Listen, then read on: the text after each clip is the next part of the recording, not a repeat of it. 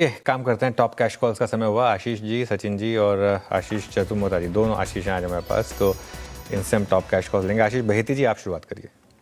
जी अनुज जी, MMTC पे खरीदारी की सलाह रहेगी। मेटल्स में मोमेंटम स्ट्रांग बना हुआ और हमें लग रहा है कि इस मोमेंटम को यहाँ पे एमएमटीसी के थ्रू भी चेज किया जा सकता है। जो स्टॉप लॉस इसमें मेंटेन करना, वो 68 का एसएल मेंटेन करे। ऊपर में हमें लगता है इसमें 72 तक के जोन देखने मिल सकते हैं। ओके, एमएमटीसी 70-60 पे आपका एक बाय कॉल है। अब चलते हैं सचिन जी के पास। सचिन जी, आप क्या पिक करेंगे कैश में?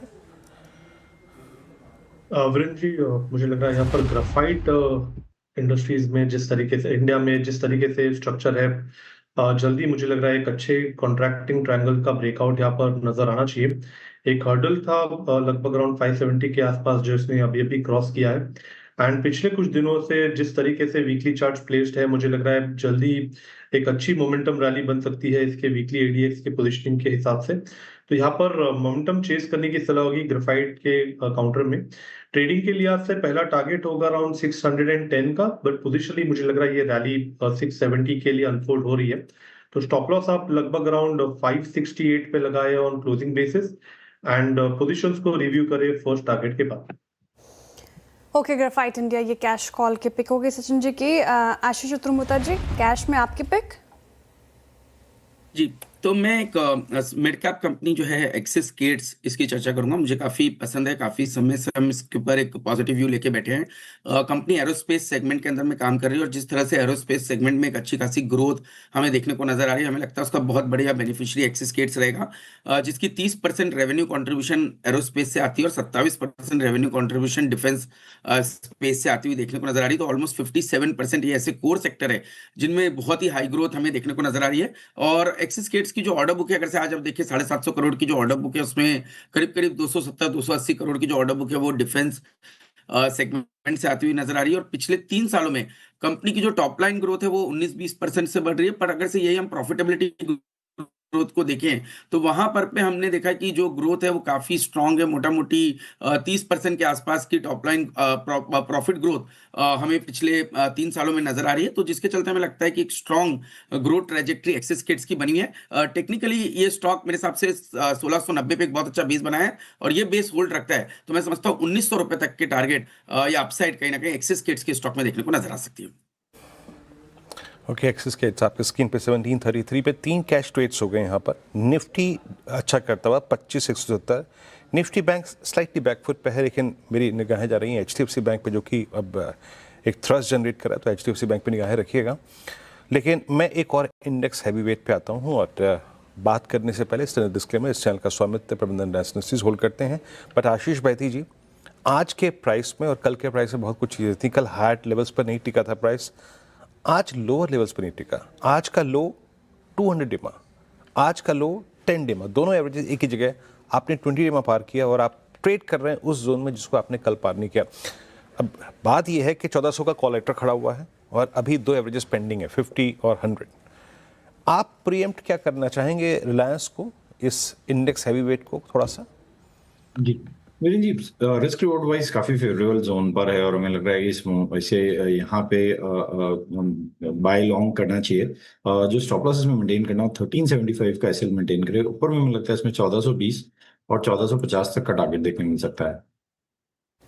ओके, रिलायंस 1450 तक के टारगेट एक्सपेक्टेड हैं और डिस्क्लेमर आपके स्क्रीन पर हमने डिस्कस भी किया। Sector specific obviously tight IT में अच्छी खासी रैली और consumer durables led by Titan, शानदार रैली टाइटन में करीब करीब 4% से ज़्यादा की तेज़ी के साथ कर रहे कारोबार। स्नेहा पोदार जी हमारे साथ जुड़ रही हैं। स्नेहा जी, स्वागत है आपका कार्यक्रम में, गुड मॉर्निंग। ज्वेलरी स्टॉक्स की बात हम थोड़ी देर पहले कर भी रहे थे। कल्याण ज्वेलर्स देख लीजिए, टाइटन देख लीजिए और गोल्ड फाइनेंसिंग स्टॉक्स देख लीजिए आप, मुथूट फाइनेंस जैसे। ये पूरा जो स्पेस है अभी फोकस में नजर आ रहा है। Q2 अपडेट भी ठीक ठाक नजर आए, आपका क्या नजरिया होगा? Good morning. So jewellery stocks पे while overall long term view positive है, बट नियर टर्म से थोड़ा कॉशियस व्यू ही है, बिकॉज जो गोल्ड प्राइसेस जिस तेजी से भाग रहे हैं, जो ज्वेलरी की जो ज्वेलरी स्टोर्स में जो ओवरऑल फुटफॉल है उसमें एक सॉफ्टनेस देखी गई है. सो जहां हमने टाइटन के ओवरऑल नंबर्स काफी स्ट्रॉन्ग दिख रहे हैं, बट वो largely in terms of value है. वॉल्यूम टर्म में एक मार्जिनल डिप ही देखा गया है. सो वॉल्यूम लेड ग्रोथ नहीं है, ये कंप्लीटली प्राइस ड्रिवन ग्रोथ है. सो ये एक बहुत बड़ा कंसर्न है कि वॉल्यूम जैसे जैसे गोल्ड प्राइसेस यहाँ से और बढ़ेंगे तो वॉल्यूम पे और असर आता जाएगा. तो इसे बहुत कॉशियसली ही ट्रेड करना चाहिए. ये लेवल्स अच्छे हैं ज्वेलरी स्टॉक्स को अक्यूमुलेट करने के लिए, बट नियर टर्म में उसे बहुत कॉशियसली आपको ट्रेड करना पड़ेगा. बट इनके जो न्यू सेगमेंट्स है जो कि जैसे कि वॉचेस हो गए, आई केयर हो गए, जो इंटरनेशनल मार्केट्स है वो काफ़ी अच्छा कर रहे हैं, तो उनसे काफ़ी सपोर्ट मिला है टाइटन को. बट बाकी प्लेयर्स जो कि कम्प्लीटली डोमेस्टिक ड्रिवन है, उनके लिए स्पेशली फुटफॉल्स में अगर फॉल आती है तो वो एक प्रॉब्लम एरिया है. अगेन कल्याण ज्वेलर्स और उनके जो नंबर्स आए हैं क्वार्टरली बिजनेस अपडेट्स के, उनमें भी अगर आपने देखा तो कंप्लीटली प्राइस ड्रिवन ही थे, वॉल्यूम लेड ग्रोथ नहीं था. तो इसे नजर रखते हुए मैं कहूंगी कि नियर टर्म में थोड़ा सा कॉशियस ही व्यू रखें ज्वेलरी स्टॉक्स पे. ओके, थोड़ा सा कॉशियस व्यू ही रखें ज्वेलरी सेक्टर में. मीनवाइल ठीक है, मार्केट में अच्छा मोमेंटम है इस समय. आईटी क्लियरली लीड कर रहा है. एक बार निफ्टी का कंट्रीब्यूशन देखते हैं ज़रा. निफ्टी के कंट्रीब्यूशन में सबसे ऊपर आपको अब आईटी के नाम दिखाई देंगे. इन्फोसिस, टीसीएस, उसके अलावा टाइटन और लार्सन एंड ट्यूब्रो. यहाँ पर भी अच्छा खासा मोमेंटम आपको दिखाई देगा. स्नेहा जी, गुड मॉर्निंग. मेटल स्टॉक्स में कोई पिक होगी क्या आपकी इन लेवल्स पर? मेटल स्टॉक्स में जेएसडब्ल्यू स्टील काफ़ी अच्छा लग रहा है. उसके जो क्वार्टरली एस्टिमेट्स हमारे हैं वो भी काफ़ी शानदार हम ग्रोथ एक्सपेक्ट कर रहे हैं कंपनी की. एंड ओवरऑल अगर आप मेटल्स की बात करें तो यहाँ से डिमांड काफ़ी मैंने मॉनसून ऑलमोस्ट ओवर होने आ गया, तो इन केपेक्स यहाँ से पिकअप होना चाहिए. सो ऑब्वियसली मेटल्स की डिमांड यहाँ से काफ़ी बढ़ेगी. एंड ग्लोबल लेवल पे भी अगर हम देखें तो जो डिमांड सप्लाई थोड़ा सा मिसमैच है, उसके कारण प्राइसेस काफ़ी फर्मली हेल्ड है. सो वो एक फर्दर सपोर्ट प्रोवाइड कर रहे हैं. And at the same time China में ओवरऑल इकोनॉमी थोड़ी पिकअप हो रही है, तो वहाँ से डिमांड काफ़ी पुश मिलना चाहिए डिमांड को. एंड प्लस बिकॉज उन्होंने काफ़ी कर्टेल किया है अपने सप्लाई को, तो वो भी एक प्राइस ग्लोबल प्राइसेस को सपोर्ट प्रोवाइड कर रही है. सो नेट ओवरऑल मेटल्स काफ़ी अच्छे लग रहे हैं यहाँ से for the near term. And उसमें जेएसडब्ल्यू स्टील हमारी टॉपिक बन रही है. ओके, जेएसडब्ल्यू स्टील आपकी टॉपिक है. मेटल्स में निफ्टी आईटी अब 0.2% ऊपर, led by TCS, Infosys, Coforge. आज ये सेक्टर ऑफ द डे है. टाइटन का पहला स्थान है आइसोलेशन में एक स्टॉक के मात्र, अगर आप तरीके से देखें, but it's IT. Sachin ji, आपके पास एक ट्रेड है, बताइए पहले वो क्या है. वीरू जी, आईटी ही है. इनफैक्ट मुझे लग रहा है एलटीआई माइंट्री में एक अच्छा ब्रेकआउट हुआ है. प्रीवियस डे स्विंग हाई को इसने कॉन्फिडेंटली निकाला है. एंड जिस तरीके से डेटा है, मुझे लग रहा है ये रैली लगभग अराउंड 5500 के लिए पोजीशनड है.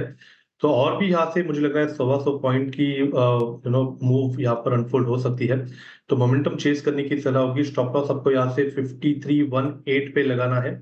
इंट्राडे का पहला टारगेट होगा अराउंड 5430 का. सेकंड टारगेट होगा अराउंड 5520 का. खरीदारी करनी है एलटीआई माइंट्री के फ्यूचर्स में. एलटीआई माइंट्री के शेयर में खरीदारी करनी है. कोफोर्ज की हमने बात की थी, कोफोर्ज डे हाई पर आया. एक और स्टॉक जिसमें मैसिव ब्रेकआउट के साइन मिल रहे हैं, एक बार लेकर आइए केपीआईटी टेक.